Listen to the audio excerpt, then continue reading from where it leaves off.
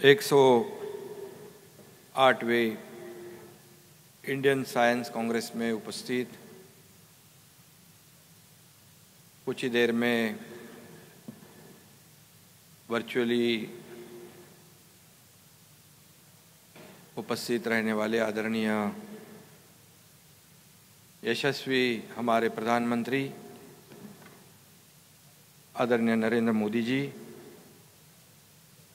आदरणीय राज्यपाल महोदय भगत सिंह कोश्यारी जी, केंद्रीय मंत्री और जो देश भर में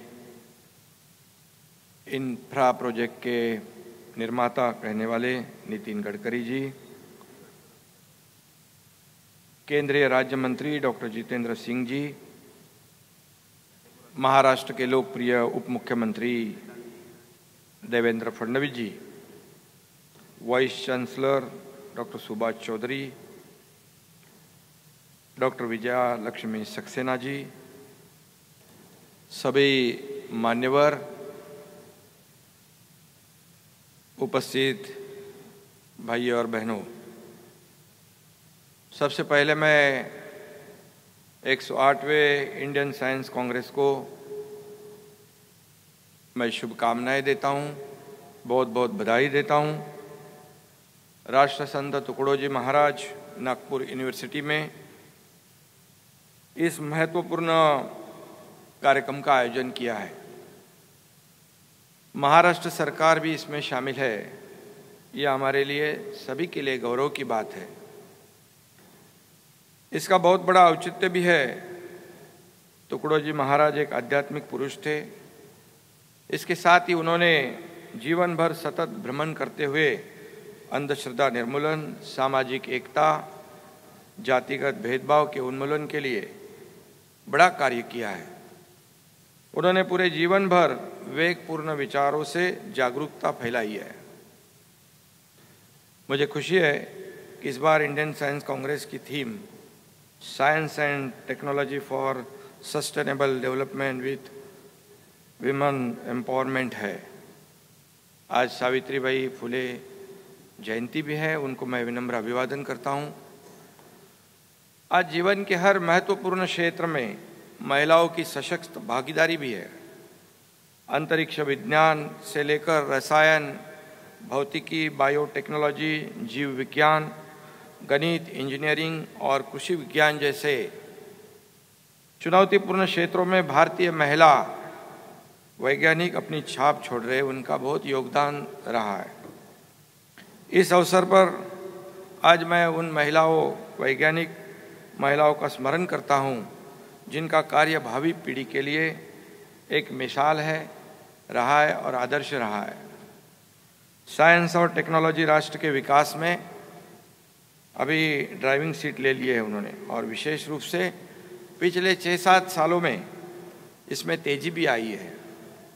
साइंटिस्ट और रिसर्चर्स को अवसर देने में महाराष्ट्र राज्य हमेशा सबसे आगे रहा है।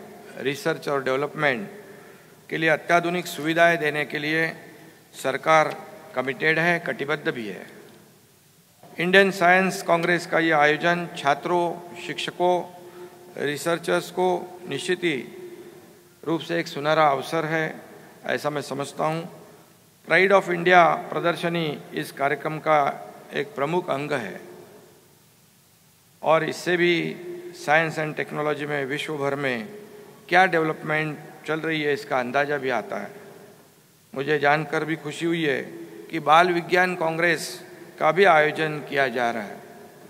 यह छात्रों को उनकी रुचि और आकांक्षा को बढ़ावा देने के लिए प्रोत्साहित करेगा।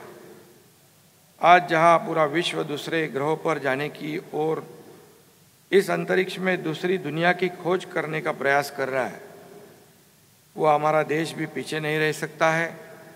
महाराष्ट्र एक प्रगतिशील राज्य है। यहाँ की मैन पावर देश में और दुनिया की अच्छी स्किल्ड मैन पावर जानी जाती है। यहाँ के पीढ़ी में विज्ञान के संस्कार भी है। सिर्फ डॉक्टर और इंजीनियरिंग से बढ़कर भी सोचना चाहिए। अच्छे साइंटिस्ट और संशोधक बनना भी चाहिए, और इस साइंस कांग्रेस के जरिए यह प्रोत्साहन उन्हें मिलेगा, ऐसा हमें सभी लोगों को विश्वास है। यह साइंस कांग्रेस में किसानों और आदिवासियों का विषय को भी समाविष्ट किया गया है। किसानों के लिए कृषि तंत्र ज्ञान एक महत्वपूर्ण बात है, जिसे पारंपरिक खेती के साथ एडवांस टेक्नोलॉजी के साथ हमारे किसानों के जीवन में भी बदलाव लाने की कोशिश हम कर रहे हैं, जिस पे गौर करना चाहिए। कृषि अर्थव्यवस्था को उभरने के लिए मैंने अभी जैसा कहा, यह बहुत ज़रूरी है। ट्राइबल कम्युनिटी को मुख्य धारा में लाने के लिए भी यह कोशिश महत्वपूर्ण साबित होगी। हमारे देश के आदरणीय प्रधानमंत्री नरेंद्र मोदी जैसा दूरदर्शी नेतृत्व हमें मिला है।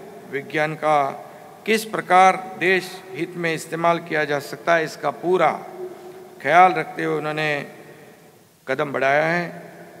रक्षा के क्षेत्र में बढ़ रही देश की आत्मनिर्भरता इसका जीता जागता एक उदाहरण है। पिछले 7-8 वर्षों में भारत ने औषध निर्मित, अंतरिक्ष अनुसंधान, परिवहन, दूरसंचार, कृषि, मौसम पूर्वानुमान जैसे सभी क्षेत्रों में बड़ी प्रगति की है। इसका सारा श्रेय हमारे देश के आदरणीय प्रधानमंत्री नरेंद्र मोदी जी के वैज्ञानिक दृष्टिकोण को जाता है।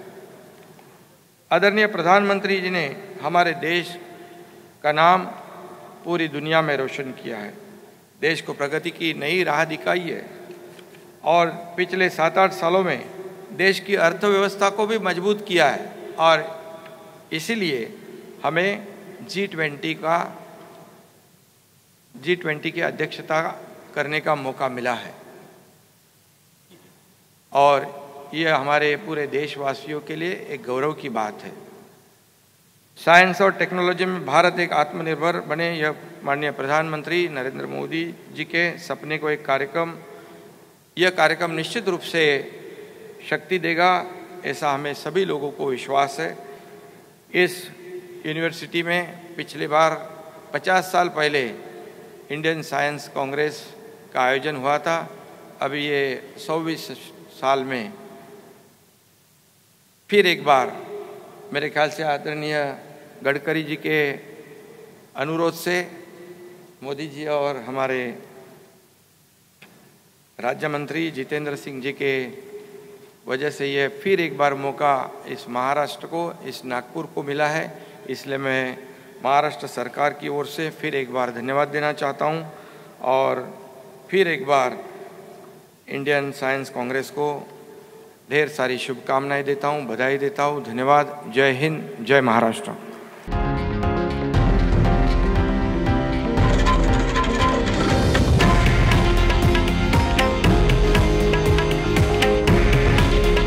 हे आहे देशातील नंबर 1 न्यूज नेटवर्क आणि आपण पाहत आहात TV9 मराठी। काळजी तुमची, हित महाराष्ट्राचं।